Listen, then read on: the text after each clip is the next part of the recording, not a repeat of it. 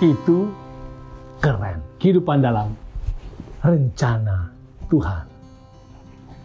Salah satu peristiwa yang tidak bisa dilupakan di dunia balap Formula 1 adalah pada tahun 2001 di sirkuit di Catalunya. Ketika itu Mika Häkkinen yang telah memenangi balapan di tempat itu pada 3 tahun berturut-turut sebelumnya sedang memimpin. Di belakangnya adalah Michael Schumacher. Tinggal setengah putaran lagi Mika Häkkinen akan menang. Nampaknya segalanya akan sangat mudah. Tetapi tiba-tiba kopling mobilnya meledak, rusak, dan kendaraannya menjadi pelan kemudian mogok. Lalu dengan cepat Schumacher melewati dia dan menang. Sangat mengecewakan.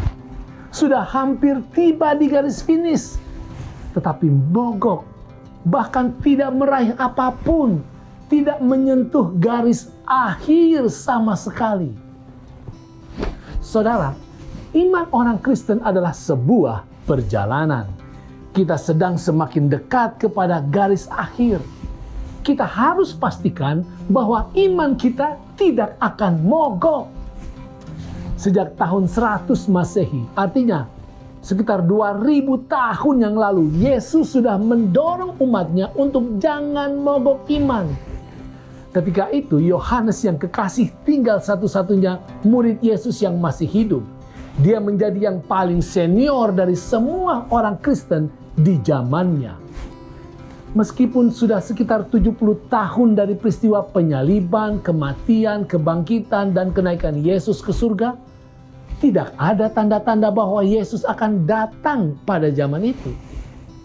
Bahkan kenyataannya, kesusahan, penganiayaan, pengajaran palsu, serta penawaran kesenangan dunia sedang semakin menggerogoti iman umat Tuhan pada saat itu. Dan ada bahaya besar, umat-umat Tuhan akan mogok iman ketika itu. Untuk mendorong agar iman Yohanes tidak melemah, dan juga untuk menghidupkan iman orang-orang Kristen di zaman itu untuk terus meluncur, maka Yesus sendiri muncul di hadapan Yohanes yang kekasih yang sedang dipenjara di Pulau Patmos. Dan Yesus mengungkapkan apa yang akan terjadi di dalam sirkuit perjalanan sejarah iman orang Kristen selama sekitar 2000 tahun ke depan. Saudara, Yesus menegaskan kepada Yohanes, "Aku adalah Alfa dan Omega, firman Tuhan Allah yang ada dan yang sudah ada dan yang akan datang, yang maha kuasa." Wahyu 1 ayat 8. Ini membahagiakan Yohanes. Yesus adalah Alfa, artinya dia adalah tokoh yang telah memulai pekerjaan penyelamatan umat manusia. Dia akan terus menyertai umatnya. Dan Yesus juga adalah Omega, artinya Yesus tidak akan membiarkan pekerjaan penyelamatan itu mogok di tengah jalan. Yesus akan menyelesaikannya sampai tuntas. Di dalam penglihatan Yohanes itu ditunjukkan bagaimana megahnya garis finish. Lalu aku melihat langit yang baru dan bumi yang baru, sebab langit yang pertama dan bumi yang pertama telah berlalu, dan laut pun tidak ada lagi.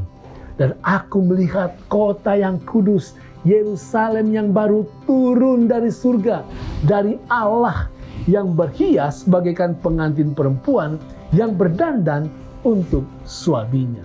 Wahyu 21 ayat 1 dan 2. Penglihatan ini sangat membahagiakan.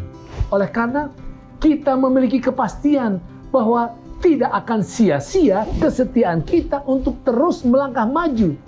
Meskipun harus menghadapi badai kesusahan, penganiayaan, bahkan bujuk rayuan kesenangan dunia ataupun ajaran-ajaran palsu dari iblis.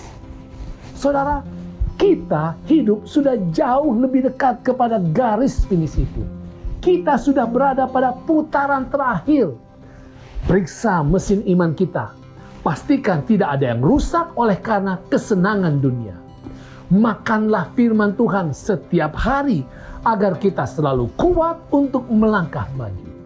Peganglah tangan Roh Kudus dengan penuh doa senantiasa agar kita selalu penuh hikmat untuk mencapai garis akhir.